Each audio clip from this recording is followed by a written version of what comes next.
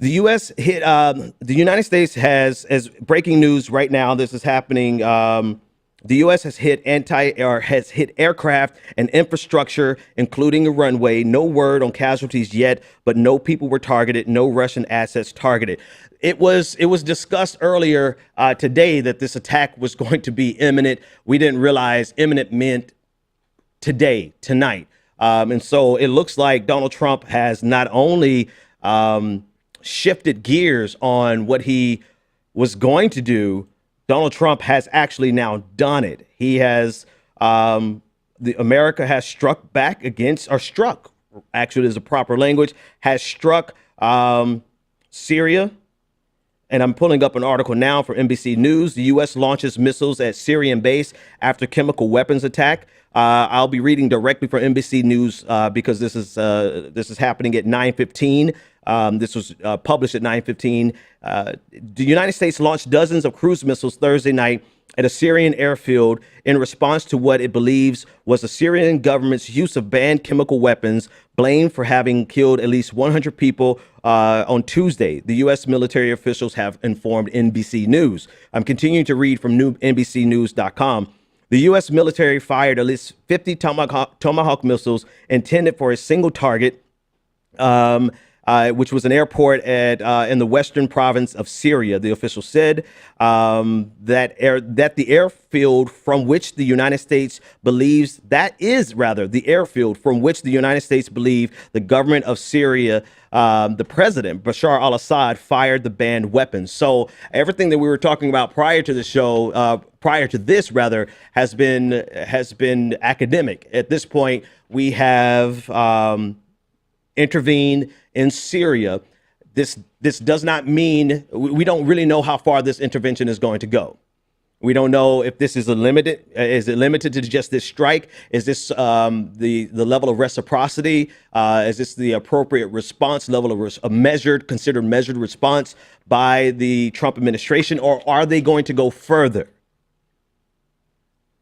This would be a great time to have a couple of experts here to discuss.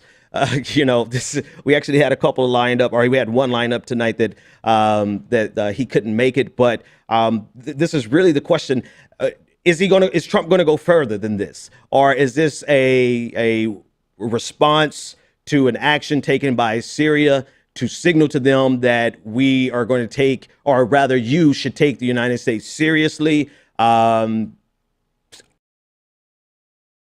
Okay, folks, we're back just that quick. Thank you to my producer, David, for getting this to me in time before the show was over. So President Trump made a national speech while we were talking. And so we'll cover that. We'll see exactly what was said. Some key things, some key takeaways from the strike that Donald Trump approved and our military forces carried out. Some key takeaways. Number one, there were Russians stationed at the base that the United States struck in Syria. This is according to Paul McCleary, who covers national security for at the Pentagon. He stated that the Russians were informed by the United States prior to the attack. So there were Russians stationed there, but the Russians got out of there in time to not be under attack. And also, this also comes from tonight's strike. The strike was not in the vital national security interests of the United States. Trump said, he said this tonight at his Mar-a-Lago resort in Florida during his speech. He said, as a direct contradiction of his earlier position that the U.S. should avoid further entanglement in Syria. He called on civilized nations to join the United States in seeking to end the slaughter and bloodshed in Syria. This is according to his live address tonight. So Donald Trump making it clear that while this was not in the vital national interest of the United States, he is still calling on. It was in the vital national interest. And I'm completely dyslexic at this point, folks.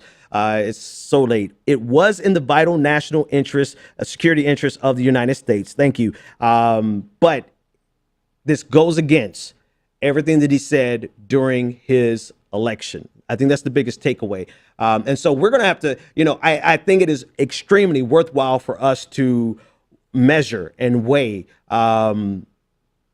What shifted Donald Trump on this issue? Anyone who gets this interview with Donald Trump absolutely needs to hammer that question. What shifted you from being a non-interventionist, particularly on regime change, to being an interventionist who's using the language of regime change?